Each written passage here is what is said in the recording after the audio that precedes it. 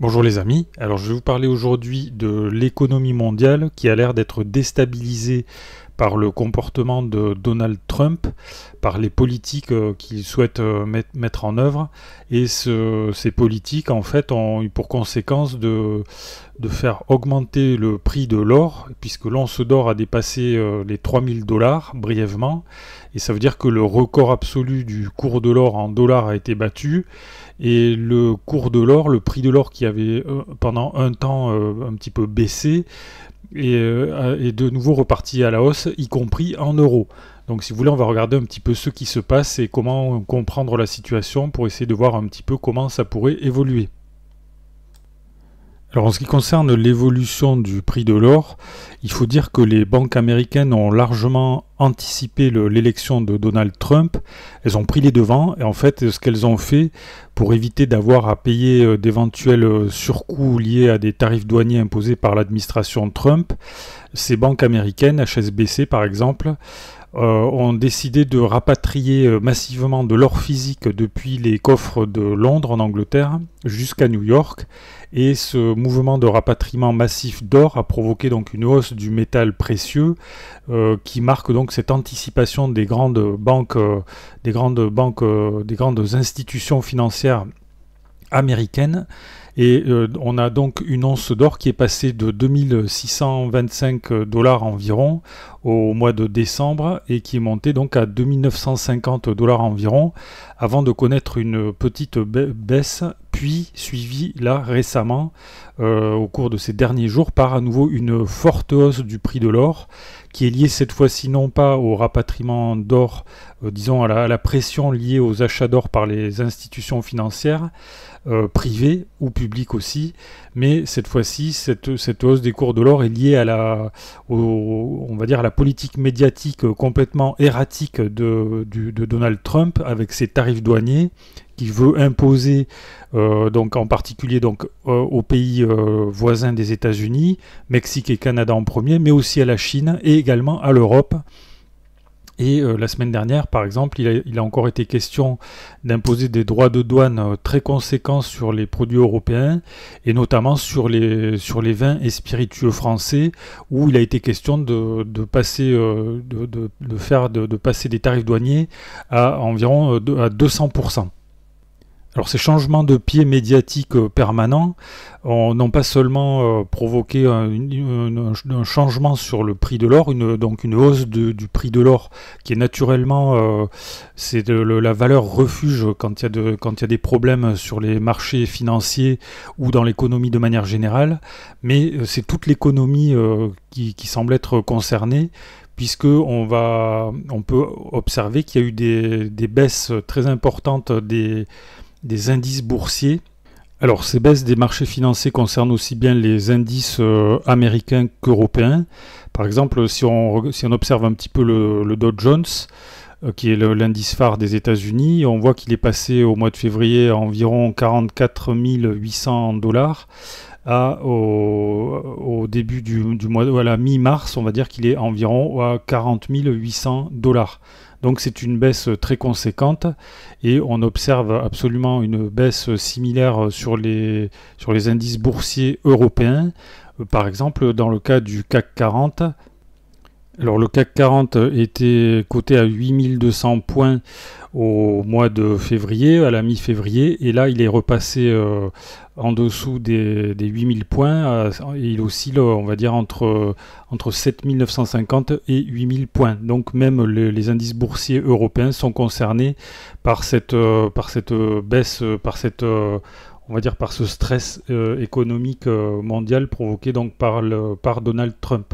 Alors on peut rajouter que ces tarifs douaniers ont également provoqué une baisse du dollar qui est évalué maintenant à 0,92 € et à contrario donc une hausse de l'euro qui est à 1,09 $.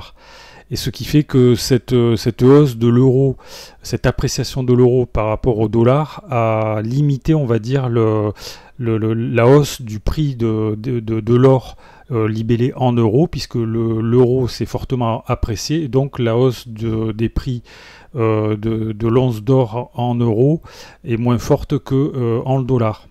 Alors et pour terminer, on peut dire un mot peut-être sur les crypto-monnaies, sur une crypto-monnaie qui va servir d'exemple, c'est le Bitcoin. Le Bitcoin, en janvier dernier, il avait dépassé les 100 000 dollars par Bitcoin. Il était à 102 011 dollars par exemple le 19 janvier, donc il a battu un record.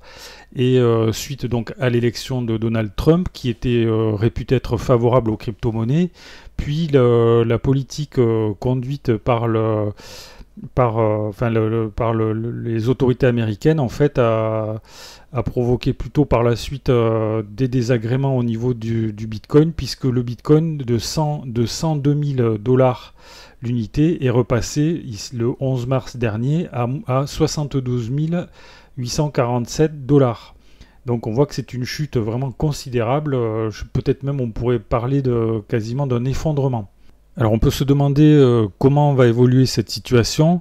Alors il semblerait que la personnalité du président Donald Trump ne va pas forcément évoluer dans les semaines et les mois et les années qui arrivent, et par conséquent il y a de fortes chances pour qu'il poursuive on va dire ses sautes d'humeur quotidiennes qui sont vraiment très déstabilisatrices pour l'économie mondiale.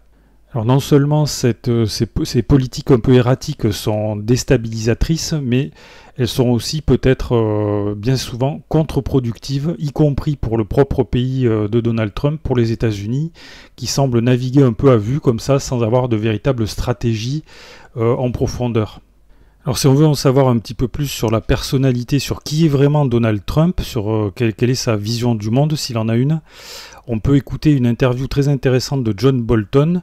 Alors John Bolton, il a été conseiller à la sécurité nationale de Donald Trump du 9 avril 2018 au 10 septembre 2019, donc il connaît particulièrement bien Donald Trump, et son rôle c'était d'élaborer, de coordonner la politique étrangère et de défense des États-Unis, mais il a été très souvent en désaccord avec Trump, et ce qui a conduit donc à son départ anticipé.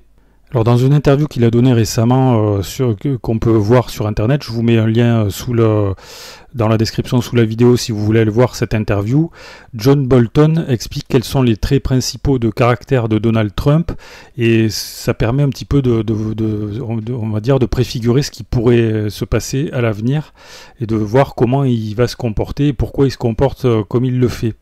Alors dans cette interview, Bolton décrit Trump comme un président qui est vraiment une aberration dans la vie politique américaine, parce qu'il n'y a aucune philosophie, il n'a pas de grande stratégie de sécurité nationale, et il ne conduit absolument pas la politique du pays comme on l'entend dans un sens conventionnel.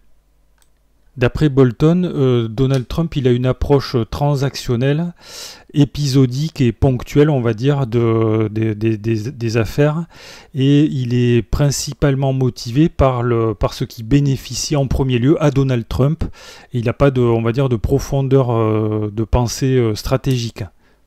Alors par exemple, Donald Trump, d'après Bolton, donc, perçoit les relations internationales principalement à travers le prisme des relations personnelles entre les chefs d'État, et il considère qu'en fait, quand deux chefs de gouvernement s'entendent bien, eh ben, tout va bien entre les deux nations, ce qui n'est pas le cas, quoi. Deux nations peuvent avoir des relations très profondes, très, très anciennes, et avoir des personnages à la tête de l'État qui ont des caractères qui s'accordent pas du tout et qui ne s'entendent pas, quoi. Mais ça n'empêche pas que ce sont deux nations qui peuvent avoir des relations, on va dire, plutôt d'alliés ou des relations amicales.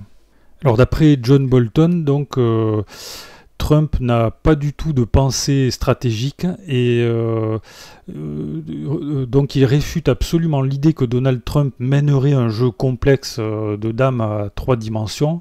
Il affirme plutôt qu'il joue aux échecs, il joue aux dames en fait en jouant un coup à la fois, quoi. Alors Bolton il souligne également que Donald Trump a une ouverture tout à fait variable aux idées, et qu'il a un manque d'intérêt pour l'apprentissage, quoi. Il ne cherche pas du tout à s'améliorer.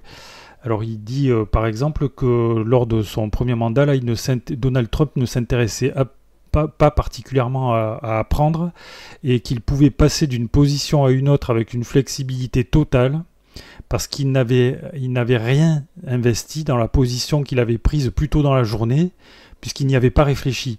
Ça veut dire qu'en fait, Donald Trump, il peut changer de pied comme ça, entre le matin et le soir, il peut changer complètement d'avis sans problème, sans difficulté. Il n'a pas d'armature intellectuelle, on va dire. Alors pour finir, à propos de la situation internationale et de la guerre en Ukraine, John Bolton précise que la position de Donald Trump sur l'Ukraine est complètement éloignée des intérêts profonds, des intérêts fondamentaux des États-Unis, et que le seul espoir dans ce domaine, d'après lui, ce serait que Vladimir Poutine fasse une erreur et qu'il se mette à dos, donc, personnellement, Donald Trump. Alors voilà un peu, les amis, l'état de la situation. Vous voyez que cette situation de l'économie mondiale qui est déstabilisée donc par ce président un peu erratique, il y a des chances pour que ça s'arrange pas là dans l'immédiat. C'est plutôt positif pour l'or, mais globalement c'est quand même un peu inquiétant. Et c'est pas de très bon augure, c'est pas de bon augure, on va dire, pour le futur. Voilà les amis, donc dites-moi dans les commentaires ce que vous en pensez. À votre avis, est-ce que Donald Trump va continuer sa méthode bizarre de gouvernement là, avec ces changements de pied permanents? Est-ce que vous pensez que du coup les cours de l'or vont encore exploser à la hausse? Comment voyez-vous l'évolution de la situation? Donc vous pouvez le dire dans le fil de discussion sous la vidéo. Cette vidéo est terminée, donc cliquez sur le pouce j'aime si ça vous intéressait. Abonnez-vous à la chaîne si vous ne l'avez pas encore fait, c'est gratuit, comme ça vous aurez des actualités sur les pièces de monnaie, de collection et d'investissement. Merci les amis pour votre attention, je vous dis à bientôt pour de nouvelles vidéos.